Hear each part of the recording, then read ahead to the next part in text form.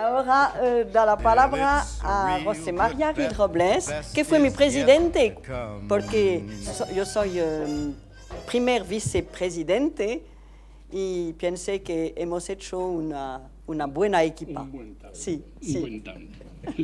Y yo empiezo sumándome al agradecimiento al foro de foros por este debate, que a mí me alegra mucho porque empiezo a comprobar una cosa. En España, en esta ocasión, empieza a haber muchos más debates que en las elecciones europeas anteriores. De una manera difusa, no muy concreta, pero los españoles van percibiendo que algo hay nuevo en estas elecciones.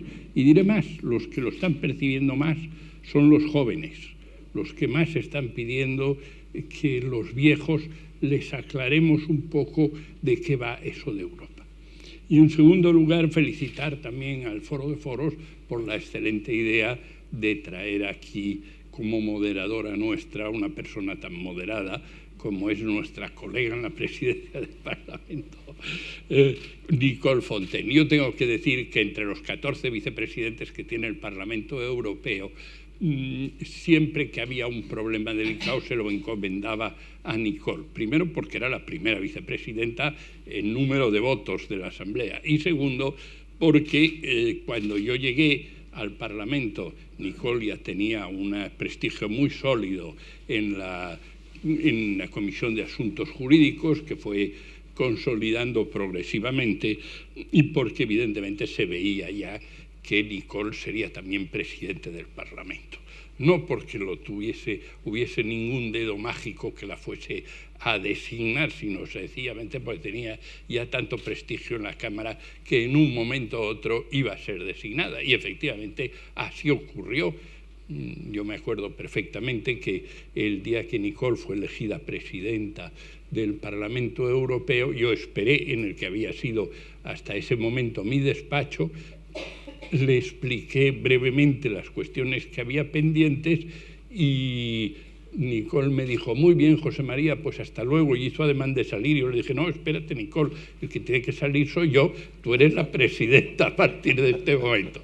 No sé si se acordaba de ese momento, pero eso indica realmente que era una persona entregada al Parlamento y entregada al futuro de Europa en todo momento, y quiero expresarlo hoy, además de mi agradecimiento porque haya querido aceptar el estar aquí.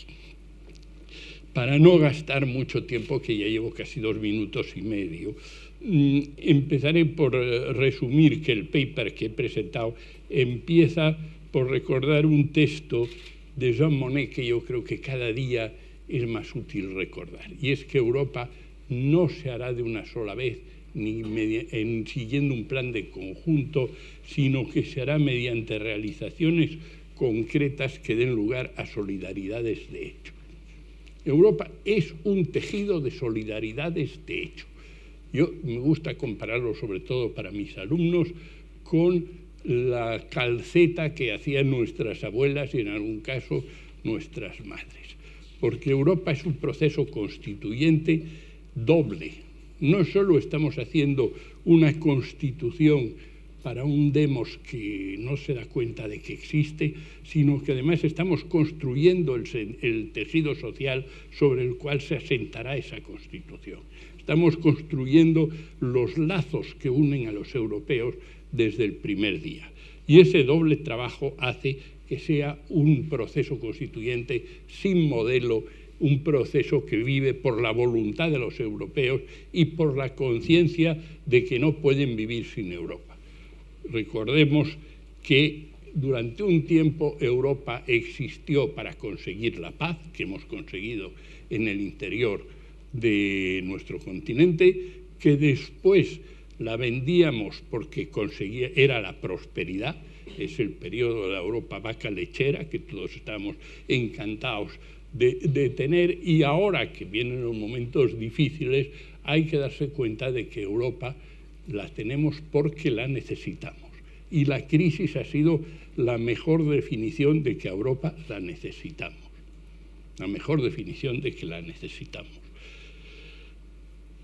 a veces no pensamos lo que ha ocurrido. Y si lo pensamos nos daremos cuenta, primero, que en esta crisis ningún país ha dejado de pertenecer a Europa por chico que fuese y por pobre que se encontrase.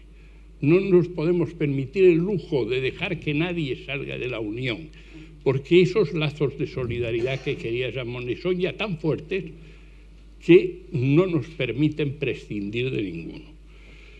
Que para ese tema, para que ninguno cayese, se han puesto encima de la mesa unos fondos de rescate que llegan a 6 veces lo que es el presupuesto comunitario, que no hemos necesitado usar del todo, pero que solo con la amenaza de que estén ahí ha permitido mantener el conjunto de los lazos de solidaridad conjuntos.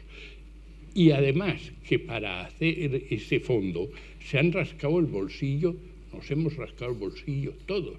Es decir, para sacar de su problema a Grecia no solo ha puesto dinero a Alemania, como a veces se cree, es que hemos puesto dinero todos, empezando por los mismos griegos e incluidos aquellos que dicen que la Unión tiene que aflojarse, por ejemplo, el Reino Unido de la Gran Bretaña. Nadie al final se ha echado atrás en el momento de sacar del pozo a otro miembro de la Unión. Y esto a veces no nos damos cuenta de la importancia que tiene y lo que significa que la Unión Europea tiene ya una solidez difícil de quebrantar. Kohl siempre decía que la solidaridad es la esencia de la Unión y esto hay que recordarlo siempre en todo momento. Por tanto, yo creo que cuando el otro día uno de los candidatos, concretamente Schulz, decía que ya no merece la pena discutir en las elecciones próximas si Europa tiene que seguir existiendo, porque ya está existiendo, porque ya hemos pasado el mayor desafío para su existencia, que es el de los últimos años, tenía toda la razón.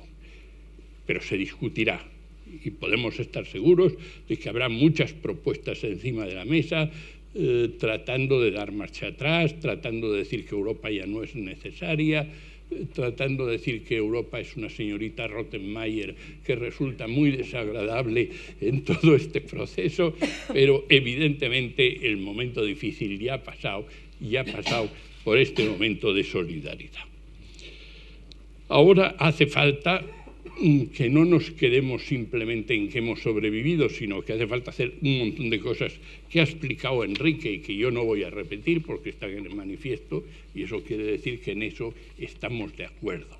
En eso se pone de manifiesto otro de los datos de la construcción europea que los que hemos sido eurodiputados enseguida hemos visto. Una de las primeras cosas que nos damos cuenta es, sobre todo aquellos que venimos de países donde hay una polarización muy fuerte, que al final en el Parlamento Europeo no sale adelante ninguna propuesta importante sin el voto conjunto del Partido Popular Europeo y del Partido de los Demócratas y Socialistas Europeos. Me parece que ahora se dice así, que no me equivoco en la formulación.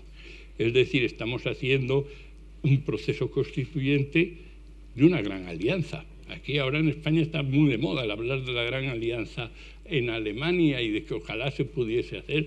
Bueno, es que a nivel europeo todos la íbamos haciendo desde que se empezó. Ustedes ven todos los consejos europeos, todos los parlamentos europeos, nunca ha pasado una decisión importante sin ese pronunciamiento conforme de las dos grandes fuerzas. No es una alianza expresa, no lo es.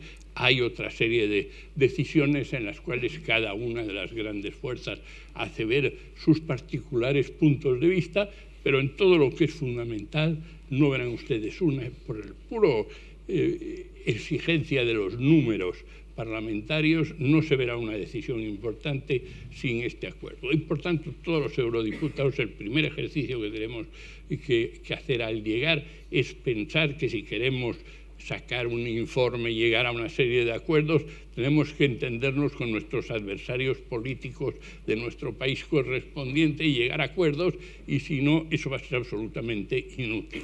Y eso es un ejercicio que no estaría de más que al final pudiese trascender a los Estados miembros y evitar algunas polarizaciones que son más bien insanas, o por lo menos a mí me parecen más bien insanas. ¿Qué más les diría? Me quedan 17 segundos. Pues les diría únicamente una cosa para ser respetuoso con la disciplina. Estas elecciones son una magnífica ocasión para influir en el futuro de Europa, para ver si vamos a tener una Europa donde de verdad todos luchemos por la expansión, todos luchemos por el empleo, o vamos a seguir en una Europa triste, donde al final los únicos que hablemos mal de Europa seamos los europeos. Muchas gracias, señora presidenta. Muchas gracias, José María.